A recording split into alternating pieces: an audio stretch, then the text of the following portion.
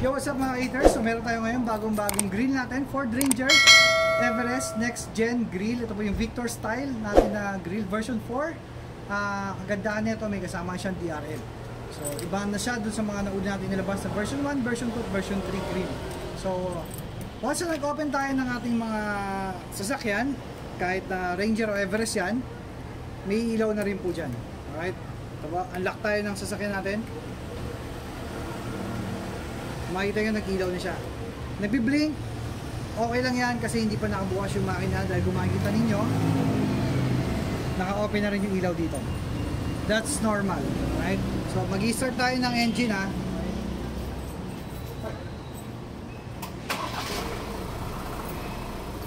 Start engine, nakita nyo po, may sequence yung ating tatlong maliliit na ilaw sa magkabilang gilid. Yun po yung may play muna siya. Once na nag-open, so yan po ay nakabukas na po yan. So, yan ay DRL po. DRL pa lang po siya. So, morning, nakabukas ang yung sasakyan, DRL pa lang muna yan ang gumagana. So, open tayo ng park light. Mapapansin nyo po, lumakas to. Ay, humina to, sorry, humina to. Yan. Compared dun sa DRL, medyo hinaya pag naka-park light. Okay, so signal light tayo, kaliwa. Same function ang ating mga ilaw, wala tayong no cutting of wires tayo. Right, signal light right. Atap lang din siya.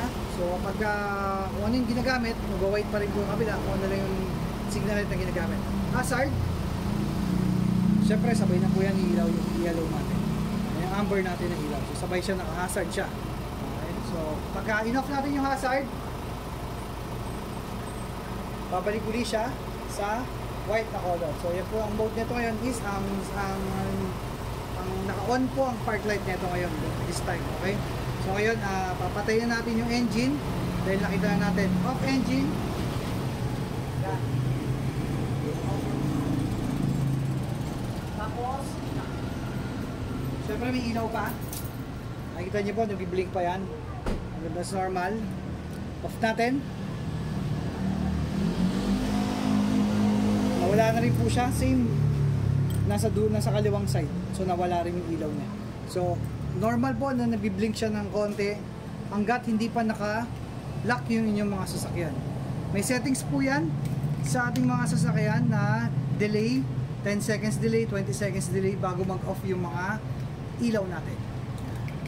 So nakikita nyo po yan doon sa mismong screen ninyo sa lahat ng mga naka-Ford Ranger at Everest. Fit po ito sa lahat ng next gen natin na sasakyan. It's either Ford or Everest. Basta next gen, any variant, pasok po ito. Wag lang po sa Ford Raptor next gen. So yan, available na po yan dito sa ating shop. So free installation po tayo dito. Alright.